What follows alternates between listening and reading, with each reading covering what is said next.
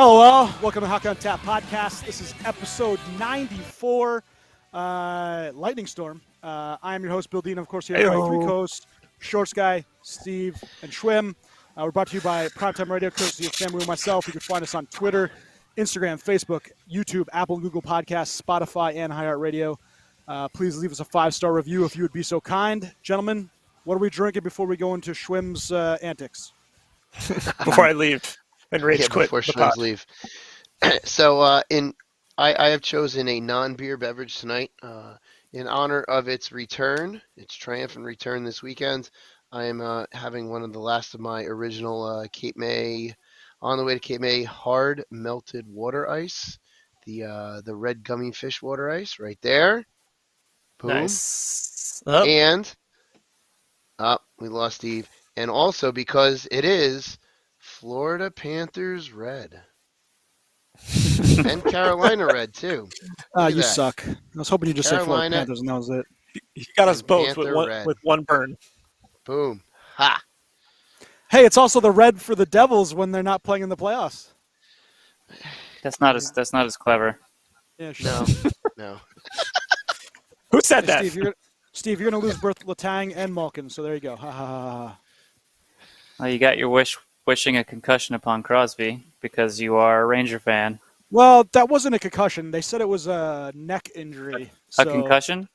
Well, no, because I heard multiple people say that Pittsburgh did not diagnose it a concussion because the NHL was talking about if it was a concussion and one of their star players, they were worried that they had rushed him back too fast. I heard a lot of reports on that.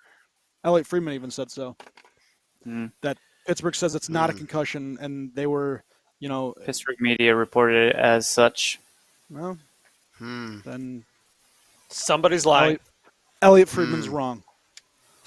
I don't even know. I don't know what to do at this point. This cat is sitting on my keyboard.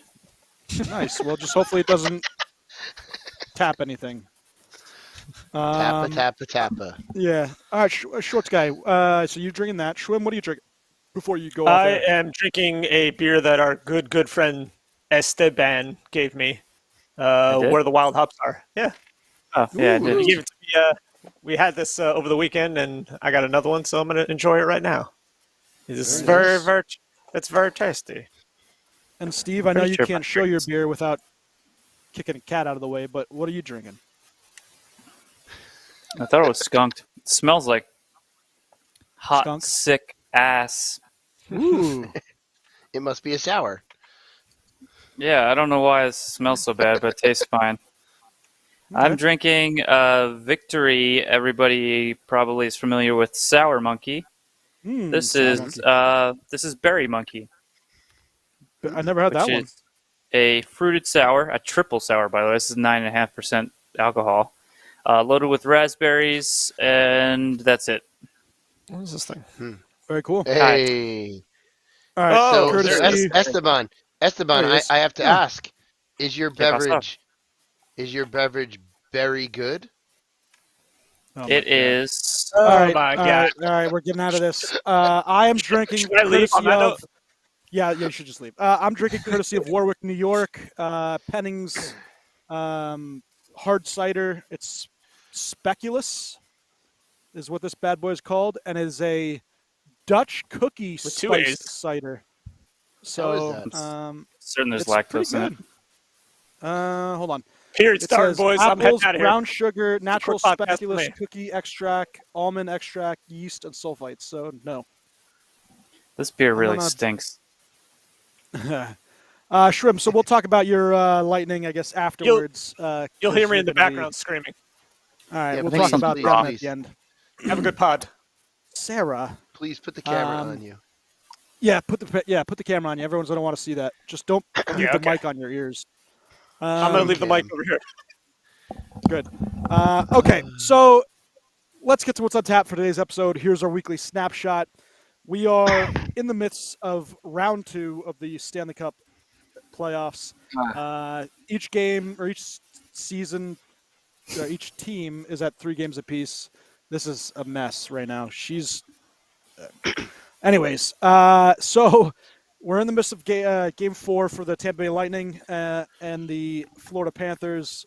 Tampa Bay is up 3-0 in the series. None of us expected this. I think was I the only team to take Tampa Schwim took in the Tampa. series? Well, Schwim did, but he's also a homer, so that doesn't count. Shorts guy, did you say Florida or Tampa? I can't remember. Oh my God! We can't hear you. Yeah, can you? Yeah. Sorry. Go ahead and mute that microphone over there. I'm gonna try to see if I can mute Schwim because this is just gonna be an issue. All right, let's see. Yeah, I do believe I said. I do believe that I said Florida. Wishful thinking. Florida. Yeah, I know.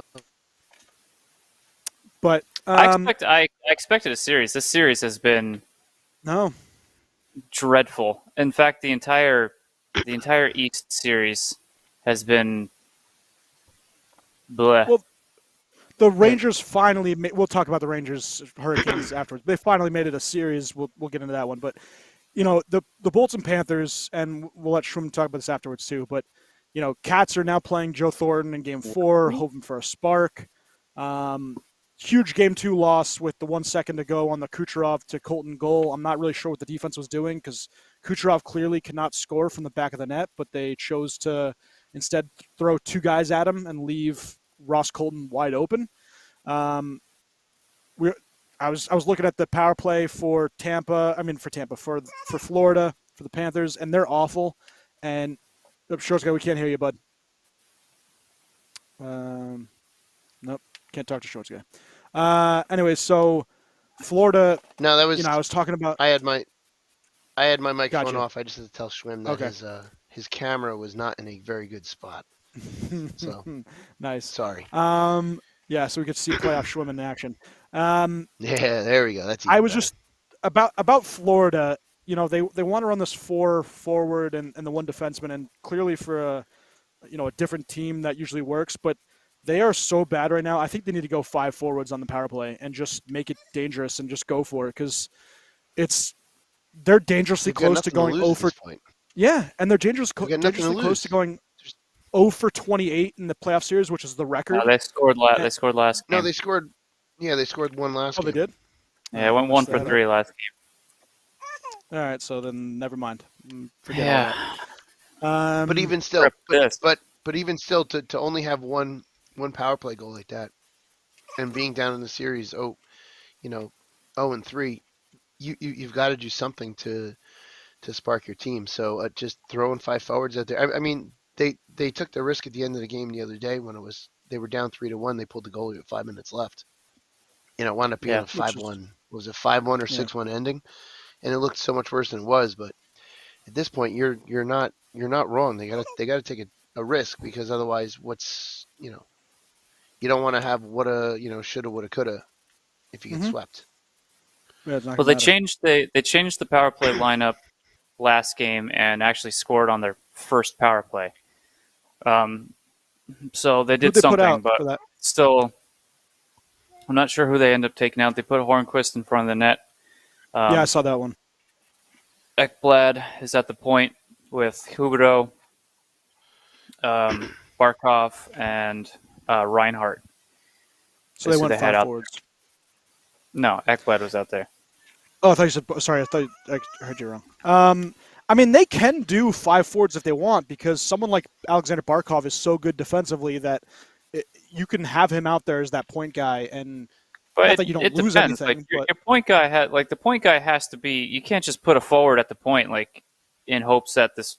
How many forwards take slap shots from the point and score? It rarely ever happens. You need a guy who can get the shot through. That's why you see these great power play quarterbacks, and there's only really a handful of them that really know how to, get the shots through from the point, just so they're not just hitting people or going wide all the time, or if they are going wide, they're going wide with a purpose. So they know exactly what to do with the shot from the point. And then, I mean, you have guys who are for instance, I think Chris Letang is a horrendous power play quarterback, and he basically gets power play points from osmosis. Sometimes he makes good plays on the power play, but most of the time, I mean, it's just complete inability to see the net from the point. And I don't think a forward is going to solve that, honestly. And Ekblad is certainly good enough to run that power play. So I don't know. I think the formation is fine as it is. I don't know adding a forward is going to make it any better, but there's no other real. I don't know what the other cause would be for it to be so historically horrible. Yeah, I mean, they have the talent. That's definitely the case. But you know what though? It's It goes not like beyond the the power play. Panthers. They have 3 goals in 3 games. Yeah, So it's beyond the and power the play. Panthers, because a lot of the games that the Panthers played and won big this year, they were never in control of the game. They were always chasing it, and you can't Yeah. chase it against a team like Tampa with a goalie like Vasi. There is no you just chasing in can't the game. chase against Vasilevsky. You just can't do it. And I mentioned this last week that if Florida's gonna, I still pick Florida, but if Florida's gonna try to do this because they did it against Washington, I think in 2 or 3 of their wins where they had to come back, Mhm. one of which they were down 3-0. And you're just not going to come back from those deficits against this team. And it looks like that's kind of their strategy. But I will say this. None of their downfall, which is what we all probably assumed would be, was Bobrovsky, and I think he's played very well the entirety of these playoffs. there was a couple bad ones that I saw him let in, but yeah, he's played overly, overall pretty good. But especially against a team like Tampa, you let in 1 or 2 bad ones, and you're not going to score against Tampa. So those 1 or 2 bad ones are going to be magnified because that could be the game. You let in 1 bad one, and it can end 1-0 Tampa, and then that's that. So they kind of get magnified. So you have to be almost perfect against a team like Tampa, which Bobrovsky has not been able to, whereas Vasi's been damn near perfect in the first 3 games of this series. Well, actually, almost the entire playoffs so far to this point. And you need your stars to shine, and that's why we saw a series against Toronto, because Toronto's stars really started to shine, which made it a good series. And Florida's big guys are completely invisible. Yeah. As somebody just blows the 2-on-1. Could that be lack of playoff experience, you think, Steve? Yeah, but It these certainly guys could have be, had. right? But some of these guys have. I mean, like Huberto, Barkov, like a lot of these Bobrovsky, they have playoff experience. And yeah, but if your playoff experience is constantly losing, I don't know. It's like they made it past the first round, and that was their championship, and then they're sleepwalking through the series. I mean, I'm not going to discredit Tampa because Tampa's a great team, obviously, and they're out coaching them, they're out playing them, they're out skating them, obviously out goaltending, and a lot of things they're just doing better. But I mean, there's oftentimes you see Florida out there and they just look completely dejected, like uninterested, and just like they don't know what to do, frustration or anything. And you would have thought that maybe they'd pick up the physical game a little bit and try to make this like some kind of rivalry series, and it's been just pretty bland. They've had scraps here and there, and there's been a little bit of this and that, but I don't know. I expected a lot more out of Florida to at least put a little fight into this, but 3 goals in 3 games, and that last second goal in game 2 poured over into game 3 as far as them just being distraught from what had just happened. Yeah. And now they're out shooting Tampa pretty badly, but even so, Vasilevsky's making the good saves and the saves that he needs to, but he's not really being worked. No. If Vasi sees it, Vasi's stopping it. That's really what it comes down to. It's just like shots for the sake of quantity of shots is what they're doing right now. Mm-hmm. Which is what Florida has done pretty much all season. It's just they've run into goalies until now that have kind of buckled under that 30, 40, 50, that neighborhood of shot totals. Right. 17 and it shots also in wasn't one period. Playoffs.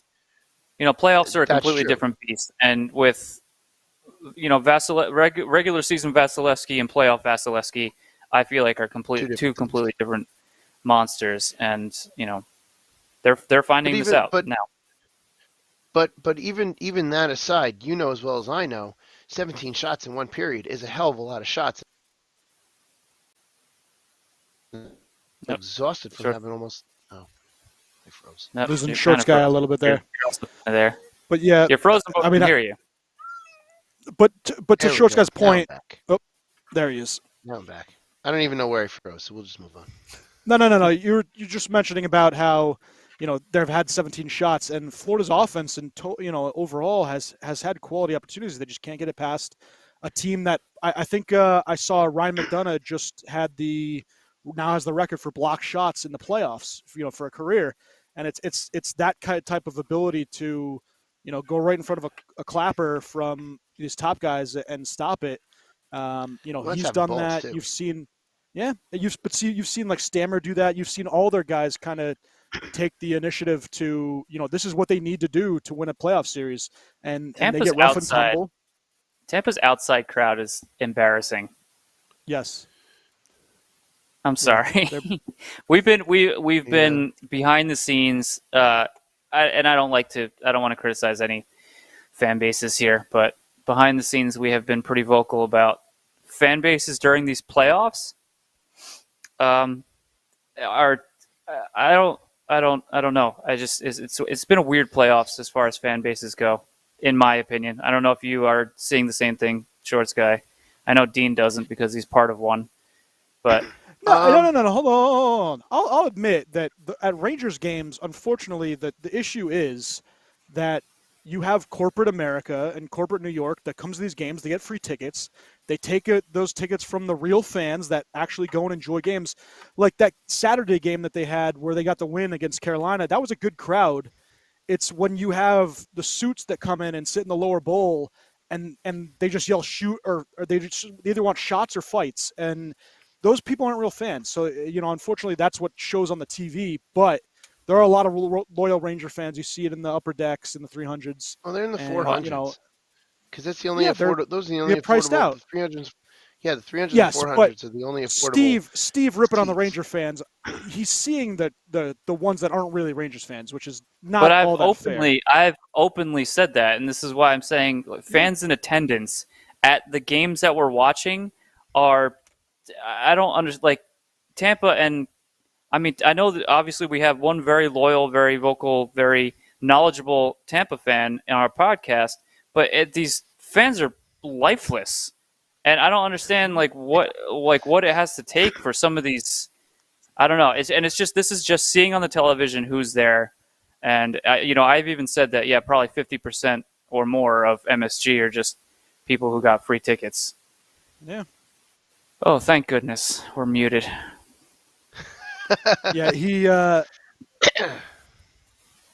I muted him. Thank God. This is what you see on the video. If you ever want to go to obviously YouTube or you can see us on Facebook Live. You could also follow on, like I said, Twitter, Instagram. I post there.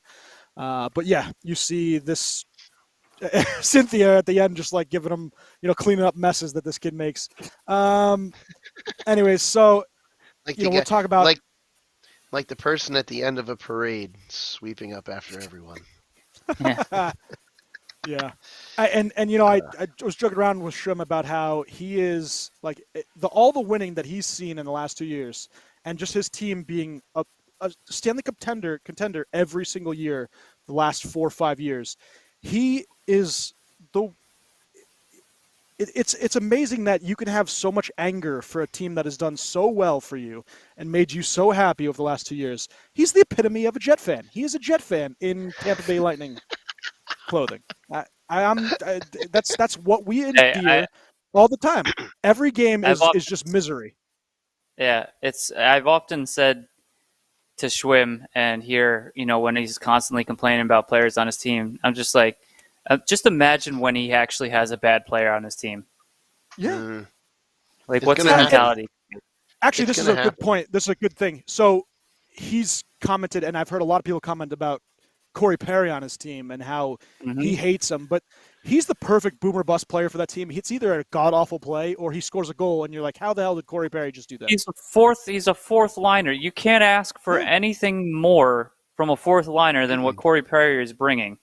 I mean, he has. I think the only criticism for Corey Perry are the penalties that he takes, but that's based on reputation. Yeah, I was just to say that something's been challenged. Sarah, missed game stoppage. Another missed game stoppage. Oh, geez. This will be the second one in this series, right? Wait, what is it? I guess it's a missed game stoppage. I'm assuming the puck may have hit the netting. Remember this happened Again? for a goal Yeah. that Florida scored? Yeah. Oh, I didn't know that. I can't see from here. It's in the corner. Yeah, it's it's four a sets of- terrible angle. You have 4 sets of stripes on there, or 4 sets of eyes on 4 on 4 stripes out there, and they can't see. I don't know. And Yeah, see, just this is something that like shouldn't be- it immediately results in it. Like it comes off, if it comes off the netting, it comes off the netting right to, I don't know who shot it, and goes in. So does that lead directly to I the know. goal? I know Hoover. Yeah, right here. That's the goal right there. Oh yeah, look at that. But see, this should not. See, this is not something that I think should be challenged. I think this is not. Yeah, I don't think this is right. Why? I don't know, maybe just because, like, you can't. I just don't think you can criticize and replay everything. That happens. We've already, If goalie the puck goes interference out of stuff. if the puck goes out of play, this should absolutely be challenged. This is Yeah, but this. if It's four- I can't even tell. I can't. Or tell you from make- the screen. Or you make the netting in play. But No, you can't do four. that. I don't know. Four refs. If no one sees it, I say you just let it play. Like that's. Yeah, but How it many goes times- out of play. I mean, that's not right. I don't know. You say that now. But if this led to a Carolina I've gotten Hurricane screwed. overtime multiple game-winning times. goal tomorrow, if this, No. if something I've like already this gotten led to screwed with reviews in the Penguin series. I'm not. You absolutely one goal that could have went. That Two, could I have did went not either like. way. Two I didn't like. What was the what was the second one? The first one was the goaltender interference where Kreider Yeah, clearly I'm gets surprised. pushed. I'm surprised. No, it was Not not Kreider. Kreider. It wasn't yeah, I know, Kako. It was yeah, but- Hedel, right? Hedel, I think. Yeah, Hedel or Kako. yeah. I think Kako. Yeah, the Hedel game-winning scored goal it. in game one. Kako's one. Yeah, Yeah. that could have went. So that could have went either way. I'm surprised they called it off, but it could have been. That could have been either way. That wasn't clear cut. Right. Definitely My not second goalie one- interference. My second one, and right now it's probably the goal of the playoffs. But Jake Gensel, where he kicks it up and then bats it down and in, I thought that was a high stick. I would love for you to show me the camera angle where he's above the crossbar. no. Well, the I would love problem it. is that That there's one no, was- there's never would ever, there's Love it. the problem is there's no camera angle that's ever perfect because nothing's in line with anything. But I also Yeah. think that could have absolutely been a high stick, and there's just unfortunately, Meh. unless you do some sort of a sensor technology, there's nothing that can tell you otherwise. That was a hell of a goal, though. It was a hell of a goal. It was. No, I said that's probably the goal of the playoffs. It was ridiculous. For him to Yeah. kick it and then bat it down is crazy. I just still think it was Yeah. high stick. It's an awesome play. I don't think What? it was a high stick. Well, of course you don't think it was a high stick, and of course Shorts guy's not going to think it's a high stick. I need to get someone hell that's no. like not biased. So Oh, There's wait, you literally mean- one group of people who think it's a high stick. Just no, one. there's a lot of people. I heard a Mhm. lot of different. Yeah, a lot of analysis Ranger saying that fans was a high stick. think it was a high stick. Yeah. Okay. Of course, and a lot of Penguins fans think Wow, it wasn't, and think a it lot was of taking Devils long. fans think it wasn't. No, like the rest of the league say it wasn't. I disagree. What's his name from the Post thought it was a high stick too. Brooks or whatever the hell his name is. He also thought that Brooks- Trouba's elbow to Crosby's face was suspendable. I did. I said that. Oh wait, not talking about me? I can't remember. No, I'm talking about New York media. Also Oh, thought well. it was. Wow, this No, really no, isn't I that thought clear that it cut. was- I can't see, but they're still reviewing that. If it's taking this long, there's no way they're going to overturn it because there's no way there's no evidence to overturn. All right, it, at before least we right. get off of the Cats real fast, do you think that man they're showing on the TV right now with the big beard, do you think he makes a difference in this game? Who, Gudis? No, it's Thornton they just showed. Oh, Schwim, you mean? What? Schwim, you mean? No, Thornton? but do you? No, Thornton. Do No. you think Thornton? No. Thornte, No, I no, think no. he can. What if I he's mean given the right what I situation, mean- he can. means a difference. Not that he plays well. Do you think that him just being there? Do you think the No, players because gain anything? he's from there. that? He's there regardless. He's been with the team the No, he's entire not. time. He just doesn't dress. Well, he just not doesn't on the- dress. yeah. Well, yeah, but that's He's still that's- I there. mean, He's in the locker room. He's still there. So no, I don't think him playing It's over Duclair is going to make a difference, honestly. I don't know if that's who we went in for. I know Duclair's not in. I don't know if he's hurt or whatever ended up happening, but Duclair's a more impactful player than Joe Thornton. Well, I agree, but what about like their fourth line guy, Lawrence? You think that he's a more impactful player than Joe Thornton in this instance? Yeah, where I think a jump. 98% of the NHL is more impactful than Joe Thornton right now. But you're not in terms of play. I know that he stinks as a player right now. Stinks is a relative term. He's in the NHL. I'm saying the leadership that you're saying, yes. I think is irrelevant because he's there already. He's with the team. It's not like they just like he hasn't been there and now he's back. I don't think he's going to do anything to lead the team on the ice, honestly, because he can't perform. Like him being vocal, yeah, he can be vocal, like in the locker room, pump the guys up, tell guys what to do, this, that. The difference he can do it on the bench now, but it doesn't make a difference. To me, it doesn't make a difference. I don't think it's going to make a difference. I think if Florida ends up winning this game, I don't think it's going to have anything to do with Joe Thornton playing, unless he ends up scoring the game-winning goal, and he shuts me up. Okay.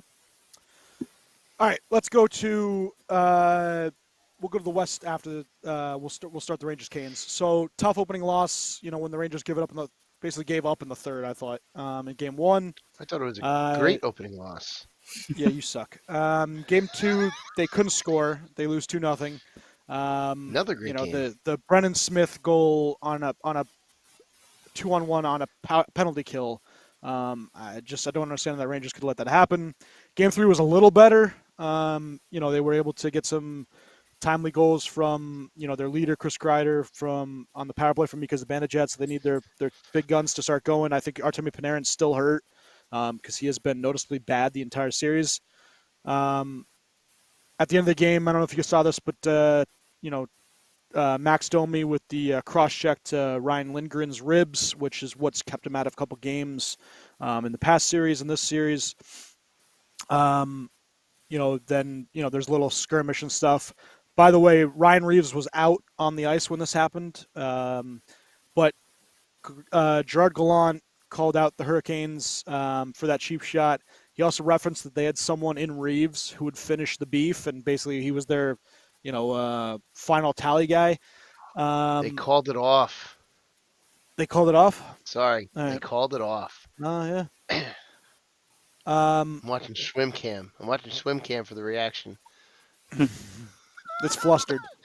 Just disbelief. Just utter disbelief. That's a tough one. Oh, son of a bitch. A big spider just... Ugh. Relax, just kidding. Yeah. No, but it's a big boy. I'm trying to put him in a thing so I don't kill him, but I'm going to get him out of here. Ugh. It was a monster. It scared the crap out of me. It just came up. Was it a wolf spider? It's probably like the size of a little bigger than a quarter. Ugh. Oh, that's a wolf spider. You're using the box. I'm not killing him, but he just all of a sudden came right across the desk and wanted to murder me. Because he doesn't agree with you. Yeah. Jesus. He's a Canes. I had my hand right where he came from, too. He's a Canes fan. Yeah. God damn it. I should have killed him then. It's a Carolina spider. All of a sudden, my mic wire just touched my leg and just scared the crap out of me again. I don't mind bugs. It just came out of nowhere. All right, I'm completely lost. So Rangers, right? So he referenced that Ryan Reeves could be the one to finish the beef. First of all, another instance where Reeves is on the ice and he still doesn't deter, Max Domi from doing something stupid, which is, the most ridiculous thing for people to bring up that, these guys are deterrents.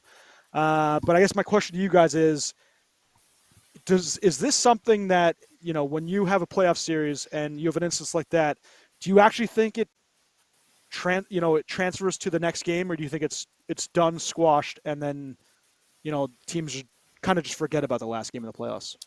It should be done, and if the Rangers were smart, it would be done. Someone just got hit with the puck. Because there's literally no reason to dwell on it. Lindgren's fine. So, you look at I'm going to bring back your Rangers against Pittsburgh with an elbow to the head and a shoulder to the head, 2 injuries that knocked out players with concussions for there's Hagel not scoring again. Mm-hmm.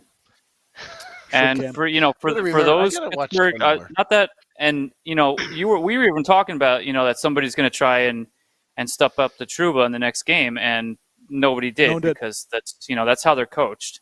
It looks bad because as a fan you want to see a team pay for doing something dirty, but at the same time just get the job done, right? Like And you can't ruin it for the rest of your team in the playoffs. no, and is Max Domi going to fight Ryan Reeves? Absolutely No. not. So what are we trying to prove with these statements? I mean, yeah, you're mad, and maybe I don't know. Gallant wants to take the focus away from the players or something in the play or something. I know he was mad about it, and yeah, it's a dirty play, but everyone's fine.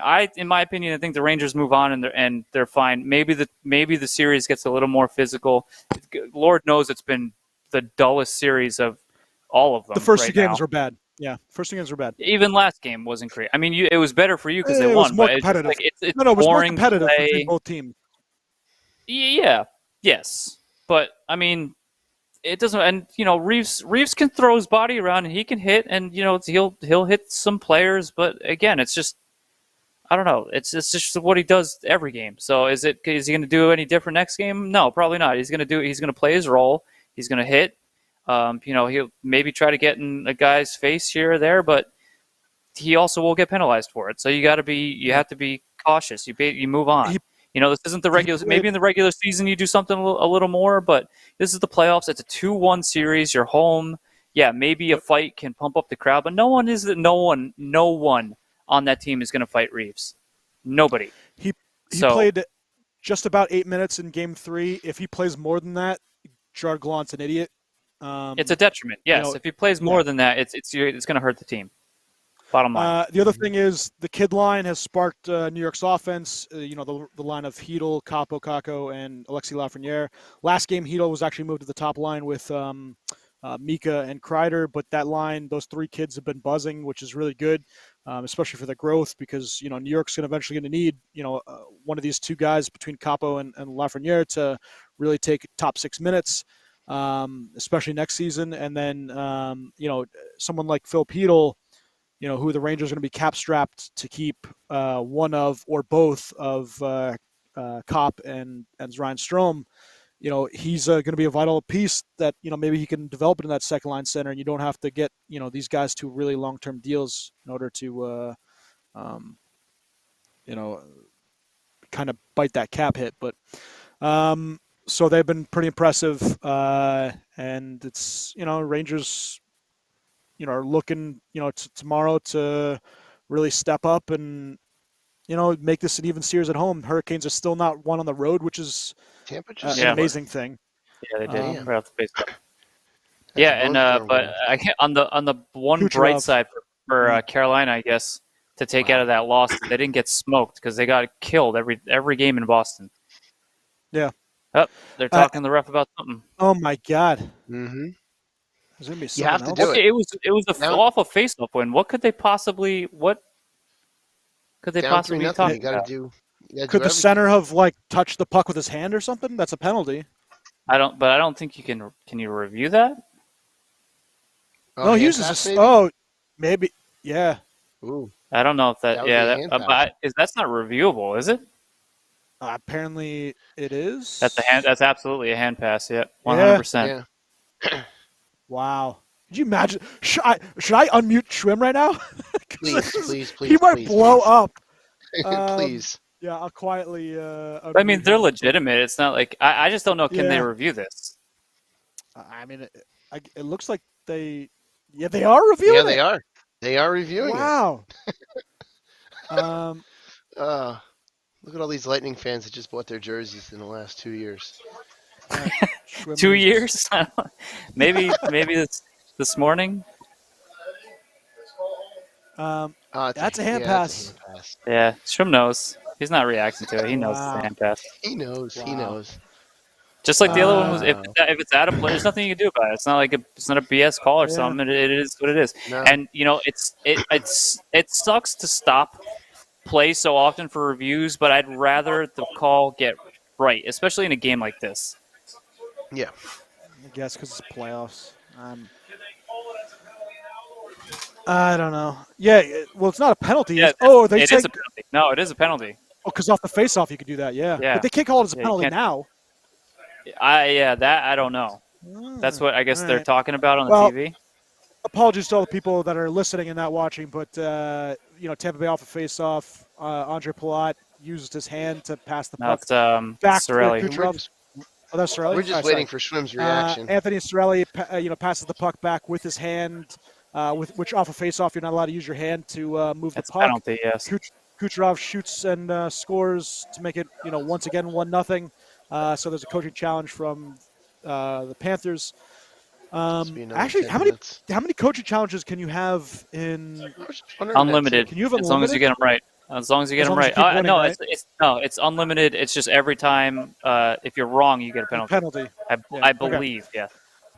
All right, so we will get off the Rangers, Canes, and Bolts, Panthers to a series that. Wow. I think that's theatrics. That's theatrics right there. I muted him again, but anyway, so Schwimm can. Gotta love it. let's go to the Blues Avalanche. Jordan Bennington out after his collision with Nazem Kadri. Avs are up 2-1. Best series so far. Yeah, it's been the best series. I have a question to ask. When we're done, shoot. I have a question to ask kind of surrounding that. All right, so I'll just go through it quickly. So the fans are threatening Yeah, Nazem Kadri after the Berube comments, which Akeem Alou referenced, that Craig Berube was once, someone that made a comment to Peter Worrell about being a monkey when they were playing. So, Akeem Alou is trying to back his, and he helped obviously start with Nazem Kadri, the alliance for, I forgot the name of the alliance, but for the African American players. St. Louis is in trouble, I think. I know that we're big fans of Husso as a goaltender instead of Jordan Binnington, but for some reason, this team plays better in front of Binnington, and I'm not sure why that is. When he's on. Yeah, I feel like they feed off him a little more, but I do think that the Blues are in trouble. I think that they, also with the injury to Sam Girard, which is a big hit for the Avalanche defense after the hit by Barbashev, but I just think that, I think the Avs are cruising right now, especially with Ryan O'Reilly shutting down Nathan MacKinnon. McKinnon's done barely anything in this series, and as if they're beating them on the other side without MacKinnon, they're buzzing. And someone like Cale Makar has been the best player in this series. He's been the second best player in all the National Hockey League this playoffs. I don't know what else you can say about the Avs. They're a wagon. Yeah, the Avs are a powerhouse, and we kind of knew how deep they were defensively and offensively, and solid goaltending with Kemper. We'll call it solid. Nothing, solid, yeah. Crazy outstanding, but solid. St. Louis is a tough team, right? Yeah. And they're very similar to when they won the Cup as far as style and cast of players that they have. But the like extracurricular crap that has kind of happened, I am no fan of Jordan Binnington based on he has multiple childish antics that he's been involved in throughout the course of the water bottle. Yeah, it's nothing, right? In the end, but also at the same time, it's like, why are you doing so? And who was he trying to fight on the way out when he got pulled in San Jose or whatever? Eric Carlson or something. Right? Carlson too, yeah. Yeah, it's just there's.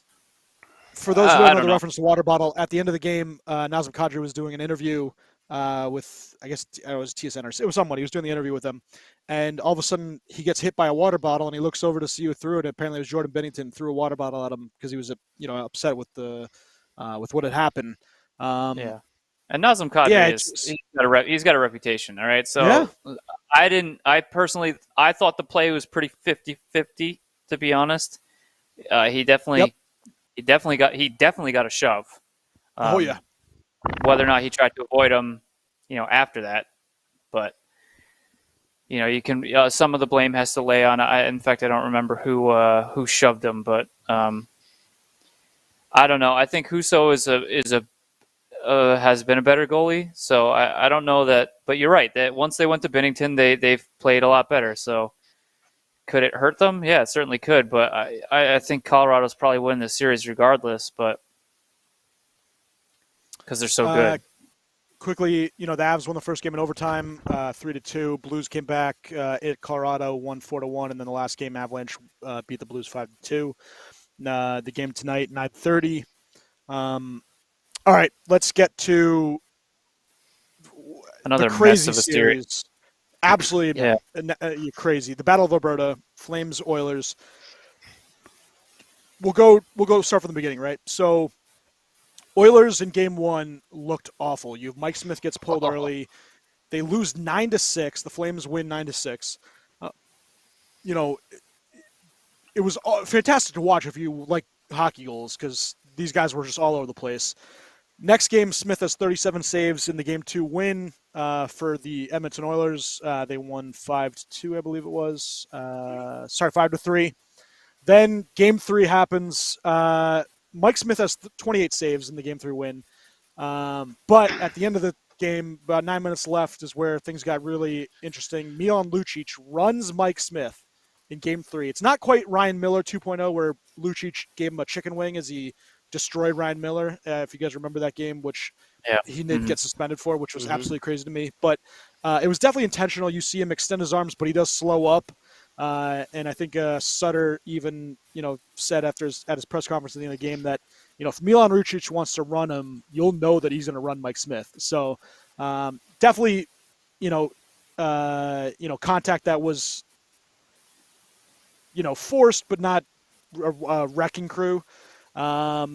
Speaking of wrecking crew, Connor McDavid, he's been physical in this series and brilliant with the puck. He's got 23 points in 10 games. Draisaitl apparently, and he's still doing very well with assists, but Draisaitl apparently cannot even plant his foot to shoot, and that's why he's been passing more, and he's kind of been a shell of himself this playoffs. Shell of himself still has over 10 points, which is crazy, but McDavid plays over 22 minutes a night. There hasn't been a cup winner with a forward playing over 22 minutes since Andrei Kopitar when the Kings won in 2012. And then the last thing I just had is that Brandon Tanev missing has really hurt this defense. They've kind of just collapsed into itself. Yeah, that's what I said, Tanev, right? Yeah, you said Tanev, but it's Chris, not Brandon. Oh, I said Brandon. Damn it. Anyways, so Tanev missing has really hurt the D. What are your guys' thoughts? As we look at an otherwise crazy series. This is. I don't know what happened to Calgary because this is not Calgary. A disaster. Yeah, Calgary, made an entire season of playing a specific way, and this is the polar opposite. Like Markstrom's let in 15 goals in 3 games. A lot. And I don't know. I think that's why why I was so certain Calgary was going to win, especially even based on their series with Dallas. Not that Dallas is an offensive powerhouse by any means, because they aren't. They have one very good line, and then nothing basically. But that's Calgary's style. They had Markstrom had some of the best numbers coming out of the first round. And now this. I don't know what happened. Is it all the absence of Chris Tanev? Probably not, but I'm sure it's a contributor. They gotta figure something out, right? And potentially turn around. The series isn't out of hand yet, but these first 3 games, even though they won one of them, is not pretty for them. This is not the series they want to be involved in because Edmonton's going to win a series like this every time. Mm-hmm. If it's just straight goal scoring and a free-for-all offensive battle, Edmonton can win because, they have no defense or goaltending, and if the other side has no defense and goaltending, then, one side has Connor McDavid.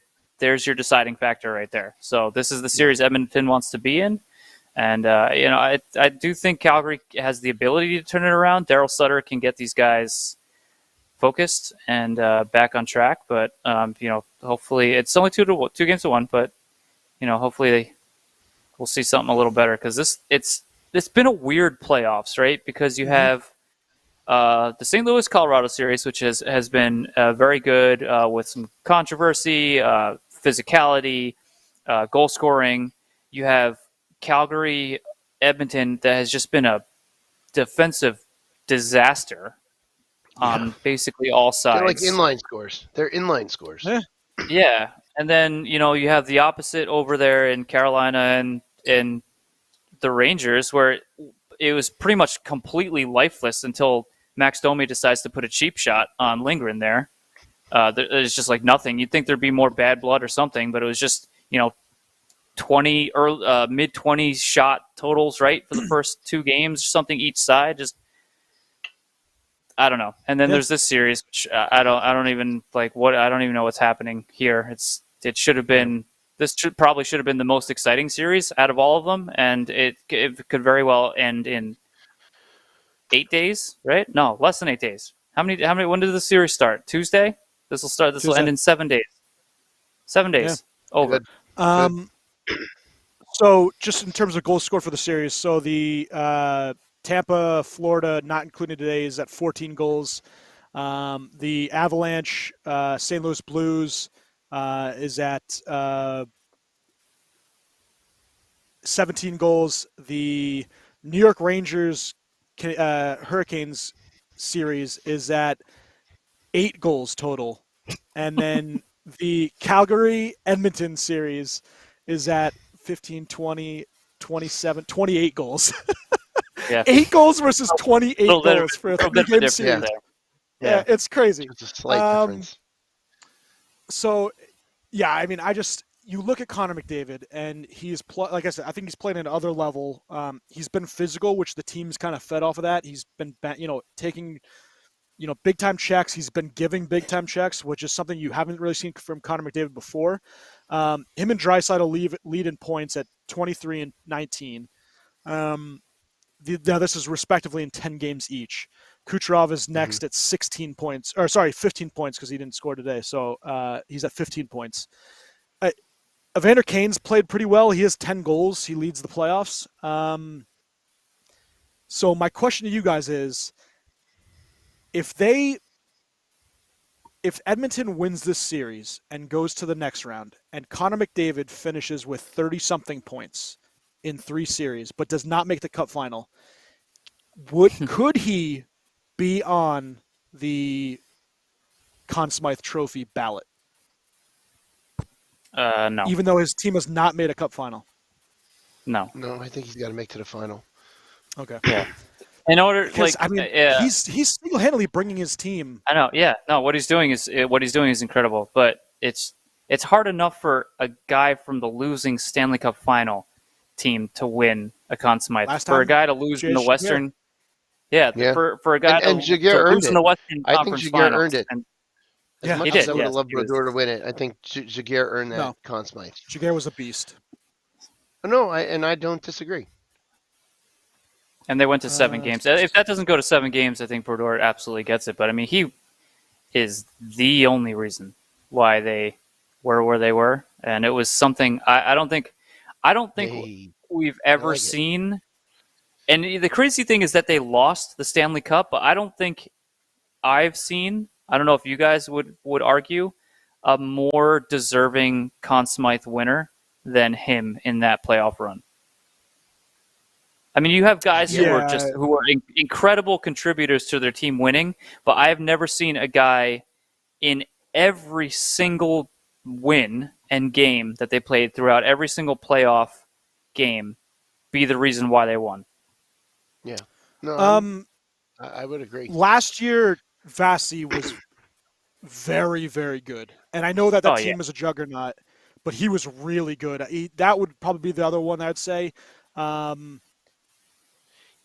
Crosby obviously you also could have made arguments for some other guys to win the Conn Smythe on that team. There was no one you could consider on Anaheim that could win the Conn Smythe if they ended up winning, because that would be the only other way that they would have gotten some. But nobody. Maybe Niedermayer. Scott Niedermayer was really good. Yeah, Niedermayer was also great, but there was a couple guys in Tampa's run last year who really took over series. And meanwhile, Vasilevsky was still so solid, but obviously he was very much deserving. But I don't think I've seen anybody just completely carry a team. McDavid is doing that currently, right? Yeah. So Yeah.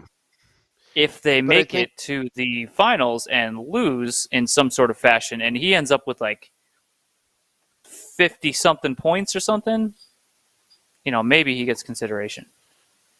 Has a Depending has on a who he non meets in the finals. has a non goaltender ever won it from the losing team? No, the only I don't person know. to I ever don't win even it know on how the many. losing. Yeah, I don't even know how Giguere many and Leach, won Hextall. on. Hextall won Reggie it. Leach in Philly in '76 won it. Go on one. Didn't Shorthanded. Hextall win it Wow, that was at one terrible. point in a losing effort? Yeah, sorry, Philly in 1987. Hextall, I missed him. Hextall. So there's only been yeah. 4.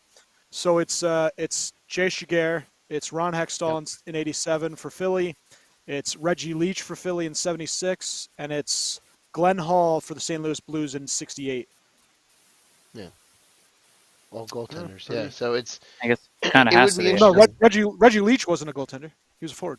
well okay. So a non goaltender has one. Okay. Yeah, Reggie Leach. So in that playoffs. So here's the question I wanted to. While you're looking that up, here's the question I wanted to ask earlier. I don't know if it's just now. I haven't been able to watch the playoffs as closely as you guys, but to me it seems like, and this could just be me, but it seems like it's almost open season on goaltenders, to where goaltenders are taking bigger hits than I ever remember seeing in games. Maybe I'm just catching it at the right time and seeing these things. Like, I mean, tonight In the playoffs or just in the playoffs. collectively? In the playoffs. I mean, there was one tonight on Bobrovsky in the first period. Right, I forget who it was that was barreling down on him, but just kind of trucked him over with it. His shoulders go right into the posts. But like the Mike Smith hit, the Binnington hit, I just feel like there's more open hitting on goaltenders in this playoffs than I ever really remember seeing. Because it's and like with Binnington getting hit, that completely changes the dynamic of that series. So is it just me, or are you guys seeing this as well? I don't know. So I now agree. you're certainly making me think about it. And off the top of my head, I don't recall seeing it like this, especially this early in the playoffs. But you do have what I've noticed also is in these playoffs you have, with the exception of Tampa because they won back to back, but you do have a lot of guys playing who are doing it for the first time, or have lost and know what it feels to lose, and kind of would do anything to win. And I think that extra effort is making some of these guys a little more reckless in their drive to the net. That's a good word for it. And that would be my thought process as to why we're seeing that, with the exception of Lucic, obviously, because that kind of didn't make sense. But some of these guys like Binnington and like Sorelli tonight, and these guys that are just going all in and crashing into. And you know what? While they haven't pinpointed the time in which Casey DeSmith hurt himself, I believe that collision with Kako is the reason why he ended up having surgery and leaving that game. So that's 2 right there from collisions with a forward. Making that extra effort to go in and eliminating the goalie from the series. So. And there's crashing in it, and there's making an extra effort, but it just seems like it's happening more often, and unfortunately, when the goaltending position is so important that you can lose a top center and you can kind of limp by, but I mean, Steven, you know this for a fact. Someone takes out your goalie, forget it. That could be your entire series. That could be your entire playoffs just gone. Yeah, in the blink of the an eye. third string goalie we had. And Tristan Jarry was injured on a collision with the Islanders. Anders Lee going hard to the net and crashing into him and fracturing his foot. So that's 2 goaltenders. Well, Casey DeSmith, I'm not entirely sure. I know Jarry's was caused on that play. Casey DeSmith, I'm pretty sure that would be the only play I can think of that would have happened. But yeah, and that's third string goalie until Game 7, and then that was it. And so. I have no issue with players going hard to the net. That's fine because it's sometimes enjoyable, But if you're not expecting it, I think Strum's coming back for the last 2 minutes. oh yeah. You know, but if you're so focused on making that save and you just get kind of trucked over like some of these guys are being trucked over. You're You know, never in. There's a difference. You're never in a position. You're never. First of all, goalies don't get hit, so they're not guys that just know how to take a hit. Secondly, whenever it's a collision like that, when they're crashing the net, you're always in a position in which getting hit is going to be so much worse because you're making a save. So your body's already in an awkward position. So all it takes is a little bit extra bending in the wrong way on those hits, and that's it. And that's like with Bennington. Yeah, like with Bennington, and potentially with Casey DeSmith as well. So it's all right. Quickly, you might be right. Reggie Leach winning that Conn Smythe. He had 19 goals in the playoffs. The next closest guy was Jean Rattel with 8. He had 24 points, which led all the playoffs for Philly. Obviously, the Islanders had won the Cup in that year. So that was, I guess, Reggie Leach, the goal scorer, was 11 over anybody else. And did he make it to the finals? He was in the finals. Right? It was Philly and the Islanders. Yep. Okay. You know, and then going back to the goaltenders real quick because they just have to stick this one in there. Shesterkin tried to join that club of getting hit, but you know, it was a glancing blow and he tried. Like he tried his Neymar. It's really nice to be in the playoffs, though, isn't it? Pull the Neymar. I'll just enjoy being in the playoffs. Thank you very much. Oh yeah, you'll enjoy it till you're eliminated in 3 days. Nah, I don't think we're gonna be eliminated in 3 days. I think it's gonna be 1, 2. Yeah, I guess it could be 3 days. It'd be 4 days, technically today. 4 days. Oh yeah, I guess it counts today. Jordan, you weren't enjoying it 2 Mondays ago. That's for shit sure. Yeah, I was not. I was very unhappy, but for good reason. My team had quit. I will say this: without my team in the playoffs, it is pretty stress-free watching all this hockey, and it is kind of. Yeah, it is. I want us to be in the playoffs. It is. Don't get me wrong. I want the Devils in the playoffs in the worst way. However, I gotta take the high road here. It is nice to watch all this stress-free. Yep. With the exception of I do have that little bit of stress about the Rangers potentially winning, and that is a little bit stressful to me. Well, they're not going to win the Cup. They better not. 94 nevermore. Yeah. Is that the TV or team getting scolded? It's Schwim. I thought he was coming on, and I unmuted him, and obviously I did that a little too I can't tell if it's the TV or if he's getting scolded right now. He could be getting scolded. He very well could be scolded. All right, quickly. Chloe Primerano becomes the first ever woman drafted by the CHL. She was 267th overall pick. The 15-year-old became history. She was chosen in the 13th round, so great job, Chloe.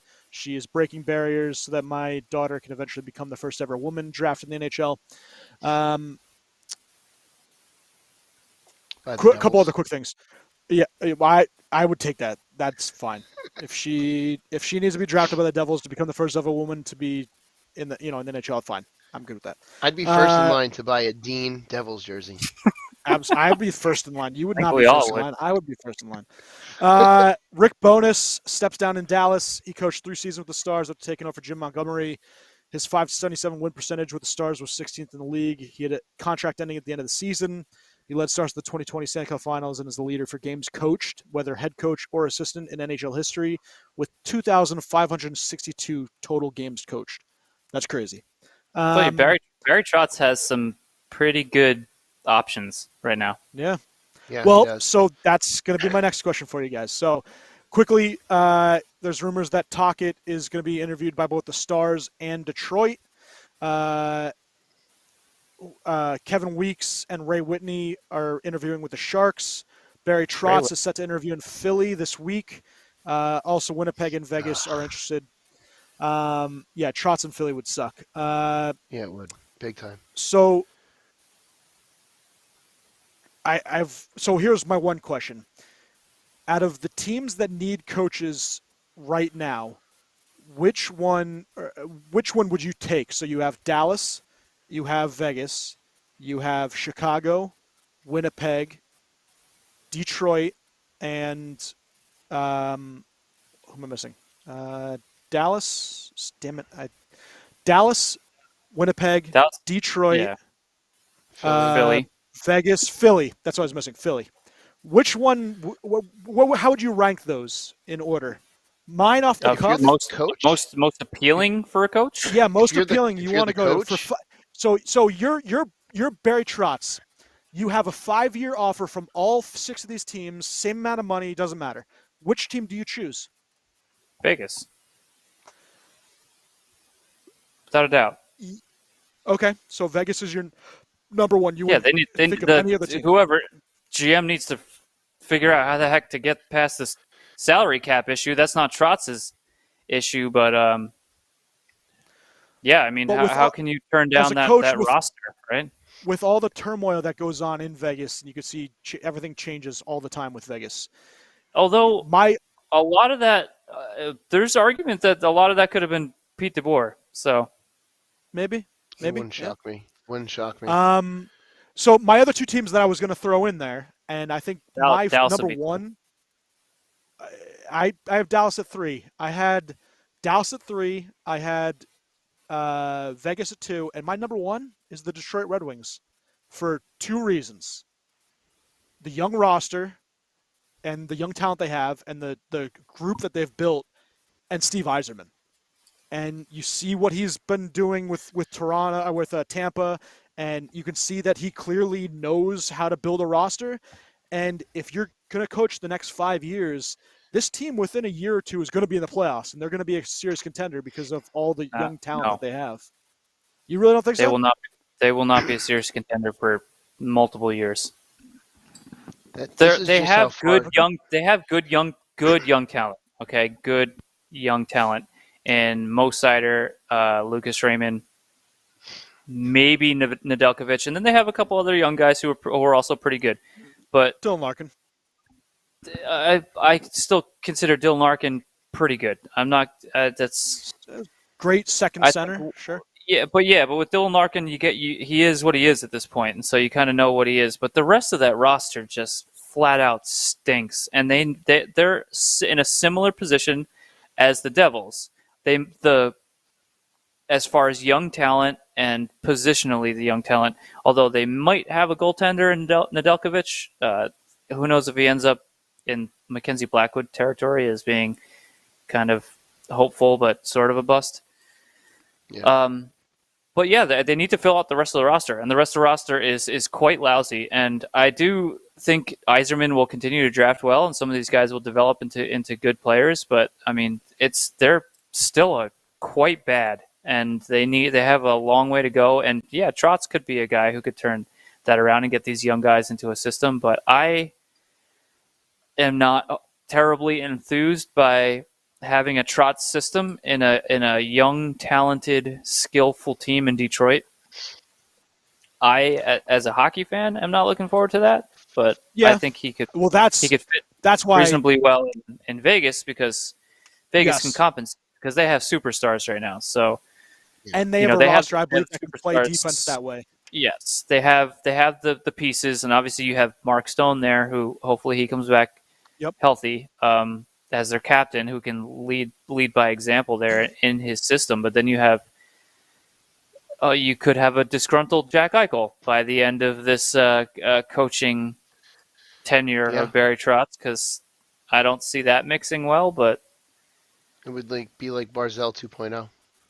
yeah, That was a double doink. but Yeah, it was. we'll double. see. I think that's the most attractive. I think Dallas is probably 2, because Dallas already has one of the best lines in the league, and then they just need to figure out how the heck to get the two of the top. I think the 2 of the top 13 highest paid players in the league, and Tyler Seguin and Jamie Benn, who are essentially third liners at this point in their career. Jamie Benn especially. Seguin, I don't even know where he fits because he's just kind of not doing anything right. And a really solid blue line, and a heck of a goalie in Ottinger. So Yeah. They have the defenseman, the goaltender, and then the top forward in Jason Robertson and Rupe Hintz. And they have some money. They have some money coming off the books. into next year, so they can potentially build on their depth a little bit there. But they can be good if the right pieces are brought in. All right, And quickly before we potentially leave, another Mark coach. Giordano signs a 2-year deal with Toronto to stay. He signs $800,000 per year, which is pretty good cap hit for them, so that's fine. I wanted to quickly talk, Steve, about your guy, Brian Rust, 6-year deal, $5.125 million per year.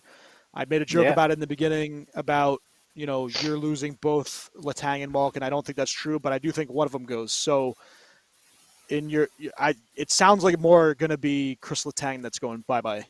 And do you think that's the best move? That was kind of the thought process. Well, actually, the thought process was Brian Rust was definitely going, and everybody thought he was going to go to Detroit. He's from Michigan.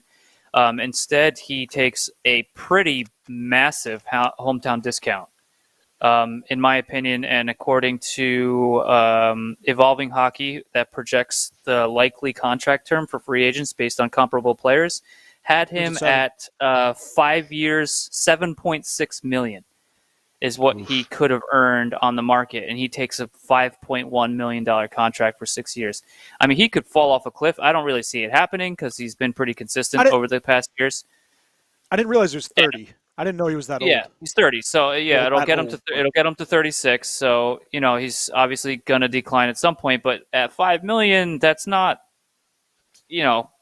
At this point, 5 for 6. It's a steal. So he was 5 for 6, right? Okay, and then 6 for 5. 6 years, 5. Okay, and they were projecting him $7 million a year for 7.6 for 5 years, or 6 years, 7.7. Those were the projections for Brian Rust based on comparable contracts.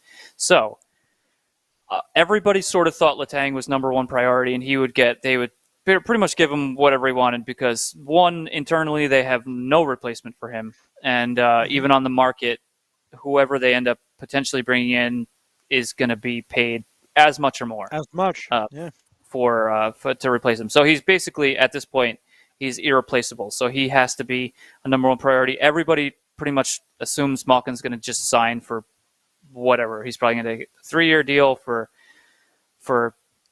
I don't know how much. 6, 7, 6, hopefully less. I don't know. I can't imagine him going for less than 7. I can't. I think he's going to want 8. Unless this is the only thing I can see from this is that Malkin? How old is he? 34? 36. Oh, he's 36? 30, yeah. The only thing I can see, so I love this contract for Rust currently. Right now, it's a great contract. 35.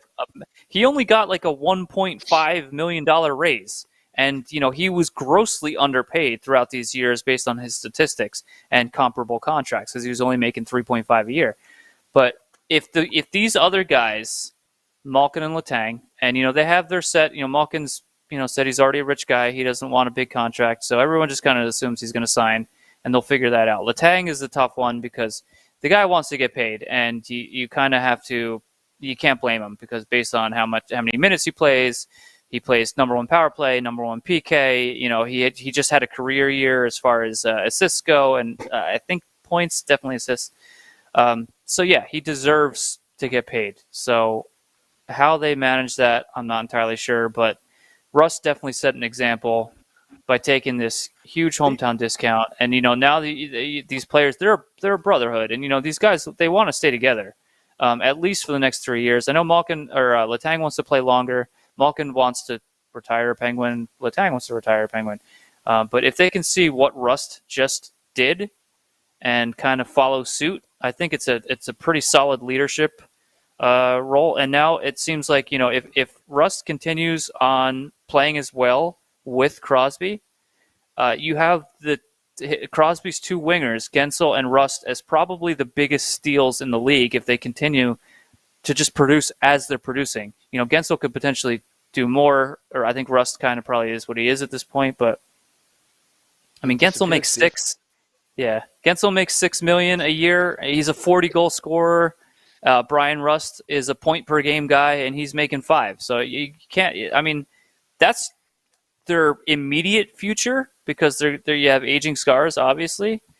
So I don't know. Hopefully they can sign them both. I was kind of hoping for Raquel too. I'm not entirely hopeful for him, at this point. I would like to see him stay, obviously, but I don't know. We'll see.